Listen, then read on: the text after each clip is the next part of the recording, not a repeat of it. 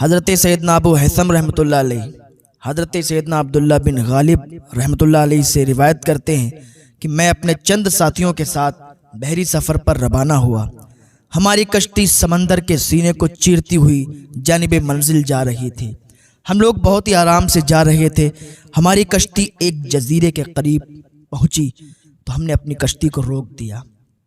جب ہماری کشتی رکی ہم لوگ اترے، جزیرے کے اندر گئے۔ تھوڑا اندر پہنچے، وہ بہت ہی بھیانک جزیرہ تھا، بہت ہی ہولناک جزیرہ تھا، اور وہاں کوئی دور دور تک نظر نہیں آ رہا تھا۔ ہماری نگاہیں جہاں تک دیکھ رہی تھیں ہم دیکھ رہے تھے کہ کوئی نظر نہیں آ رہا تھا۔ ہم تھوڑی دور چلے اور دل میں یہ خیال تھا کہ یہاں کوئی عجیب شے مل جائے، کوئی عجیب چیز مل جائے جسے ہمیں دکھ جائے، ہم اسے دیکھ لیں۔ ہمارے دل میں یہی تمنا تھی۔ کوئی شے نظر نہیں آئی، کوئی چیز نہیں دکھی۔ ہم ایک طرف اکیلے چلنے لگے، جا رہے تھے، دل میں یہی خیال تھا کہ کوئی ہولناک چیز مل جائے، کوئی عجیب شے مل جائے۔ دیکھا دور ایک گھر بنا ہوا تھا۔ جیسے ہی ہم نے اس گھر کو دیکھا ہم سمجھ گئے کہ یہاں کوئی نہ کوئی ضرور عجیب شے موجود ہوگی، کیونکہ یہاں دور دور تک کسی کا آنا جانا نہیں ہے۔ ہماری کشتی یہاں رکی تو ہم اس جزیرے پر رک گئے کہ اتنا بھیانک، اتنا ہولناک جزیرہ، انسان کا تو وجود ہی نہیں یہاں پر کون آ سکتا ہے؟ تو سوچنے لگے، واپس چلے آئے اپنے ساتھیوں کے پاس۔ کہنے لگے بھائیو، آپ کی اگر اجازت ہو تو ایک رات ہم یہاں رکنا چاہتے ہیں۔ انہوں نے اجازت دے دی، بولے بھائی اگر آپ بھی رکنا چاہتے ہیں تو کوئی بات نہیں، ہم آپ کے لیے یہاں ایک رات رک سکتے ہیں۔ وہ لوگ رک گئے، ٹھہر گئے، لیٹ گئے۔ اب ان کے جب ساتھی لیٹ گئے تو یہ اٹھے۔ پھر اسی بھیانک رات میں، اب رات بھی زیادہ ہو گئی تھی، جب رات کا سناٹا ہوا تو وہ جزیرہ اور بھیانک لگنے لگا، اور زیادہ بھیانک، ہولناک لگنے لگا۔ اب یہ اسی کی تلاش میں نکلے، دیکھا وہی گھر موجود تھا اور وہ سامنے سے نظر آ رہا تھا۔ یہ دیکھ رہے تھے اور انہیں لگ رہا تھا کہ یہاں جا کے مجھے عجیب شے ملے گی۔ اب یہ اس کی طرف چلتے رہے یہاں تک کہ اس گھر کے قریب پہنچ گئے، اس گھر میں گھسے۔ جیسے اس گھر میں گھسے وہاں بہت بڑی تھال موجود تھی، بہت بڑی تھال رکھی ہوئی تھی، اور ایک گھڑا رکھا ہوا تھا، لیکن گھڑے میں پانی نہیں تھا۔ تھال موجود تھی، تھال میں کھانا نہیں تھا۔ یہ سوچنے لگے یار یہاں کون آتا ہے، کون اس تھال میں آ کے کھانا کھاتا ہے، کون اس گھڑے سے پانی پیتا ہے، چلو پتہ لگاتے ہیں۔ یہ ایک جگہ پر چھپ گئے اور چپکے سے دیکھنے لگے کہ لگ رہا کوئی آئے، اب آئے۔ بہت دیر تک انتظار کرتے رہے۔ دیکھا سامنے سے ایک آواز آ رہی تھی کہ کوئی آ رہا ہے، کسی کے قدموں کی آہٹ آ رہی تھی، کسی کے قدموں کی آہٹ لگ رہی تھی، کوئی آ رہا ہے۔ ابھی دور تھا کوئی شخص، اس کے سفید کپڑے نظر آ رہے تھے۔ انہوں نے دیکھا کہ لگ رہا ہے کوئی آ رہا ہے اور اسی گھر میں آئے گا۔ یہ دیکھتے رہے، وہ آتا رہا یہاں تک کہ قریب آ گیا تو انہوں نے دیکھا اس کا چہرہ بڑا نورانی تھا، اس کا چہرہ بڑا چمک رہا تھا، اس کا لباس سفید تھا۔ وہ آ کے اپنے گھر میں داخل ہو گیا۔ جیسے اپنے گھر میں گھسا، وہی تھال جو موجود تھی، کھانا نہیں تھا اس میں، لیکن وہ کھانے لگا۔ ایسا لگ رہا تھا کہ وہ کچھ کھا رہا ہے، حقیقت میں اس میں کھانا دکھائی نہیں دے رہا تھا۔ پھر وہ جب کھا چکا تو گھڑے کے پاس آیا، پانی پینے لگا۔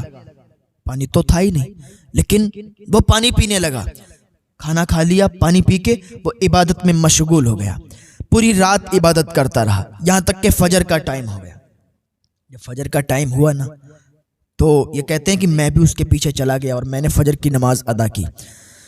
جب اس نے سلام پھیرا، مجھے دیکھا، کہا تم کون ہو اور میری بغیر اجازت کے میرے گھر میں کیسے گھس آئے؟ کون ہو تم، کہاں سے آئے ہو؟ تو یہ کہتے ہیں مجھے سب سے پہلے تو آپ یہ بتائیں، میں کوئی آپ کو ہانی پہنچانے نہیں آیا ہوں، کوئی آپ کو تکلیف پہنچانے کے لیے نہیں آیا ہوں، میں اللہ کا بندہ ہوں، اور ہم لوگ جا رہے تھے، ہماری کشتی یہاں پر رکی تو ہم لوگ یہاں آ گئے۔ بس میں یہ جاننا چاہتا ہوں کہ آپ نے اس تھال سے کھانا کھایا، کیا کھایا؟ اس تھال میں تو کچھ موجود نہیں تھا، ہم نے دیکھا بھی تم جب کھا رہے تھے تو مجھے تو کچھ لگ نہیں رہا تم کھا رہے تھے، لیکن حقیقت میں تم کھاتے ہوگے۔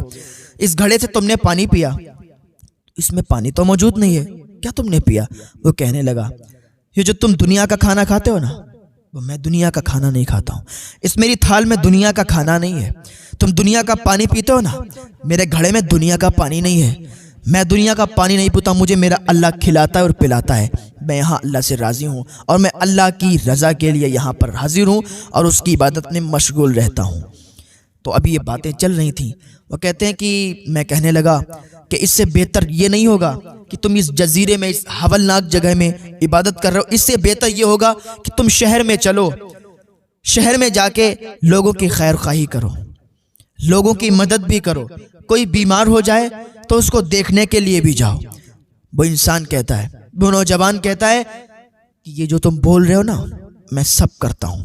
اس نے کہا بہت دور ایک بستی نظر آ رہی ہے، میں اس بستی میں جاتا ہوں، لوگوں کی خیر خواہی بھی کرتا ہوں، لوگوں کی مدد بھی کرتا ہوں، با جماعت نماز بھی ادا کرتا ہوں، اور اگر کوئی بیمار ہو جاتا ہے میں اسے دیکھنے کے لیے بھی جاتا ہوں۔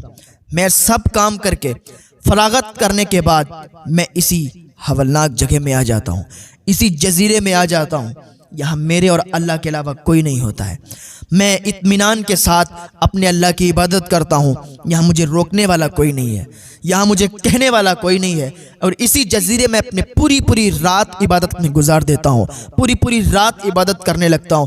ارے یہ اللہ والے ہیں، یہ اللہ والے ہیں، جماعت کے ساتھ نماز پڑھ کے اور پھر اس جزیرے میں آتے ہیں اللہ کی رضا کے لیے، پوری رات نمازوں میں گزار دیتے ہیں، پوری رات اللہ کو راضی کرنے لگتے ہیں۔ ہم بھی اپنے گریبان میں جھانک کے دیکھیں، ہم اپنی مسجدوں میں کتنا جاتے ہیں، عید اور بقرعید پڑھتے ہیں۔ بہت سے لوگ ہوتے ہیں نا، عید اور بقرعید پڑھتے ہیں، سمجھتے ہیں ہم نے عید اور بقرعید پڑھ لی نا، ساری نمازیں پوری ہو گئیں، لیکن یاد رکھیں جب تک تمہاری فرض ہی قبول نہیں ہو رہی ہے، تم فرض ہی نماز ادا نہیں کر رہے ہو، فرض ہی چھوڑ رہے ہو، تو عید اور بقرعید کیسے قبول ہوگی؟ یہ تو نفل نمازیں ہیں۔ تو سب سے پہلے جو اللہ رب العزت نے فرض کیا ہے اسے تو ادا کرو۔ 5 ٹائم کی جو نمازیں فرض ہیں ان کو تو پورا کرو، ان کو تو آ کے پڑھو۔ ارے بھائی مسجد تو بنا لی پل بھر میں، ایما کی حرارت بالوں نے، من اپنا پرانا پاپی تھا برسوں میں نمازی بن نہ سکے۔ تو پھر مسجدیں کیوں بنائیں؟ مسجدوں کو آباد نہیں کر سکتے، مسجدیں وہ آواز دیتی ہیں، وہ بلاتی ہیں، وہ 5 ٹائم بلاتی ہیں، لیکن انسان مسجد میں نہیں جا رہا، انسان اپنے کاموں میں بزی ہے۔ آج اللہ نے کس لیے بھیجا ہے؟ عبادت کرنے کے لیے بھیجا ہے۔